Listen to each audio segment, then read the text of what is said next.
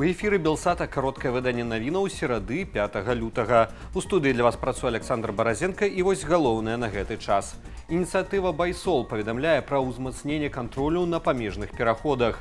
З дадатковым перавяраннем і даглядам сутыкаюцца беларусы, якія намагаюцца выехаць з краіны. Правяранне тых, хто выязджае, новая практыка памежнікаў і сілавікоў, зазначае кіраўнік «Байсолу» Андрэй Стрыжак. Праваабаронца раіць беларусам, якія кіруюцца ў еўразвяз, быць абачлівымі і трымаць лічбавыя прылады пры мінанні мяжы чыстымі ад падпісак на рэсурсы, прызнаныя рэжымам экстрэміскімі, ды іншых слядоў палітычнай актыўнасці.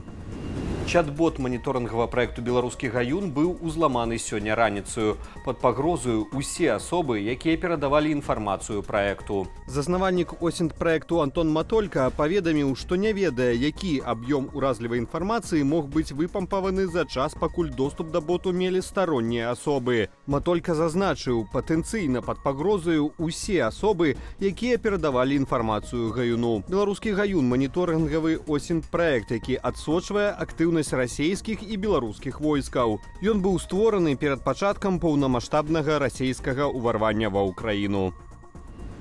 Чарговае прызнанне для коміка Славы Камісаранкі ад лукашэнкаўскіх сілавікоў. На гэты раз КДБ дадаў стендапера і яшчэ 5 чалавек у спіс асобаў, датычных да тэрарыстычнай дзейнасці. Раней іншае ведомства МУЗ Беларусі дадало Камісаранку ў так званы спіс экстрэмістаў. Але ў КДБ хіба пастанавілі, што жарты пра Чык-Чырыка параўнальныя з актамі міжнароднага тэрарызму. Если бы его не пустили в самолет, он бы вообще не расстроился. Он такой: ах так, тогда сам полечу. Чик-чирик! У канцы мінулага года Менскі гарадскі суд завочна пакараў Славу Камісаранку 6 гадамі зняволення за нібыта абразу і паклёп на Лукашэнку і распальванне варожасці.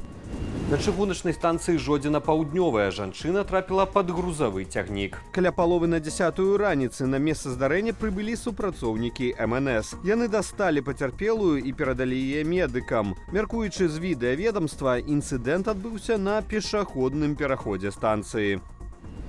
Вялікую партыю беларускіх кантрабандных цыгарэтаў перахапіла расійская мытня ў Смаленскай вобласці. Працаўнікі расійскай федэральнай мытнай службы каля вёскі Вяземка Нялідаўскага раёну спынілі для правярання цяжкавік. Паводле дакументаў той перавозіў металалом. Аднак акрамя асноўнага грузу у прычэпе мытнікі знайшлі 250 скрыняў з тытунёвымі вырабамі. Сканфіскаваныя 125 тысяч пачкаў беларускіх цыгарэтаў, агульным коштам прыблізна ў 150 тысяч долараў.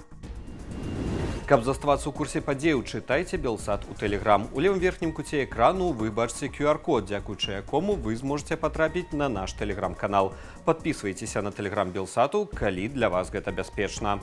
Чарговы удар па паліўнай інфраструктуры Расіі. Уначы беспілотнікі атакавалі нафтабазу «Албашнефть» у Краснодарскім краі. Улады рэгіёну заяўляюць, што ў выніку падзення абломкаў збітага дрона загарэўся рэзервуар з, цытата, нязначнаю рэштаю нафтапрадуктаў. Узгаранне гасілі 2 дзясяткі адзінак тэхнікі і амаль паўсотні пажарнікаў. Пацярпелых у выніку атакі, як сцвярджаецца, няма. Наймаштабнейшая масавая страляніна ў гісторыі Швецыі. Ахвярамі ўчорашняга нападу ў навучальным цэнтры для дарослых у горадзе Эрербру сталіся прынамсі 10 асобаў. Паліцыя паведамляе, што нападнік таксама загінуў. Паводле папярэдніх звестак следчых, стралок не звязаны ні з якімі групоўкамі і не быў да гэтага пад судом. Як мяркуюць, ён дзеяў адзін. Прэм'ер-міністр краіны выступіў са зваротам у звязку з трагедыяй. Нашыя думкі з ахвярамі ды іхнымі сваякамі, сябрамі і сем'ямі. Мы таксама хочам падтрымаць усіх вучняў, чый навучальны дзень сёння быў заменены эвакуацыяй і страхам. Сёння мы сталіся сведкамі жорсткага і смяротнага гвалту супраць зусім нявінных людзей. Гэта найгоршы масавы расстрэл у гісторыі Швецыі.